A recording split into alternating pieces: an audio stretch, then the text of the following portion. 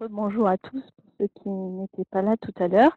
Donc, je vais vous présenter effectivement maintenant les résultats et notamment des premières références sur la traction équine, sachant que c'est un projet que l'on a mené avec Clémence Bénézé et Laurent Mali de l'IFCE, mais ils ne pouvaient pas être là pour présenter ces résultats.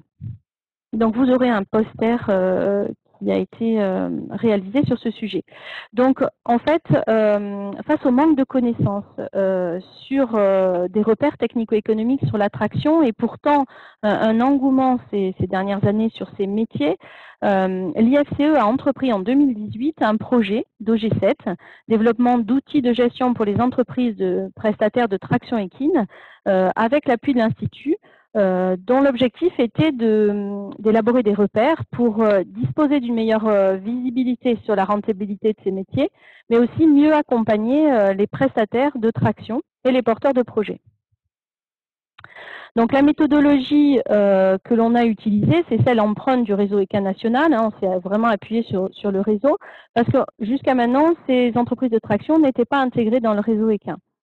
Donc, on a sélectionné des vraies exploitations, c'est-à-dire des exploitations qui vivent de cette activité depuis déjà plusieurs années. Ces exploitations ont été sélectionnées avec des professionnels de l'attraction et 2 ingénieurs de l'Institut français du cheval et de l'équitation ont été formés à l'approche globale des exploitations. L'ensemble de ces données a été stocké sur le logiciel Diapason qui est utilisé dans le réseau. 12 structures ont été suivies sur les régions Occitanie et Provence-Alpes-Côte d'Azur et elles ont été sélectionnées avec les critères suivants. Un chiffre d'affaires sur l'attraction au moins supérieur à 30%, plus de 5 ans d'ancienneté sur cette activité, une viabilité économique du système, une vivabilité également d'un point de vue du temps de travail, une volonté de partager son expertise et un intérêt pour ces sujets-là, bien sûr.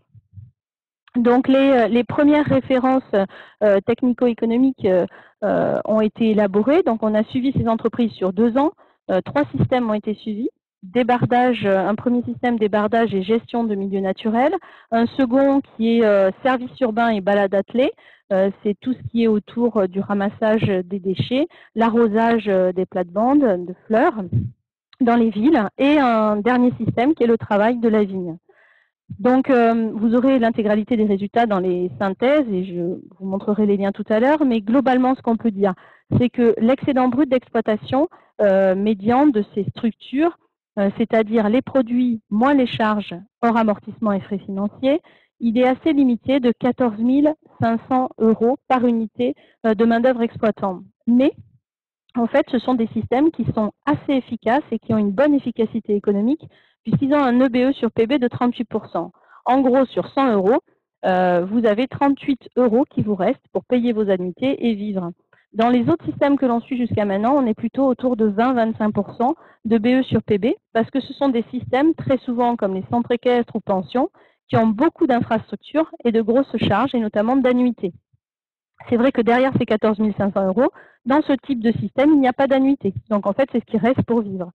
Et donc, dans ces systèmes justement de traction, on a de 2 à 4 chevaux pour assurer ces prestations de traction.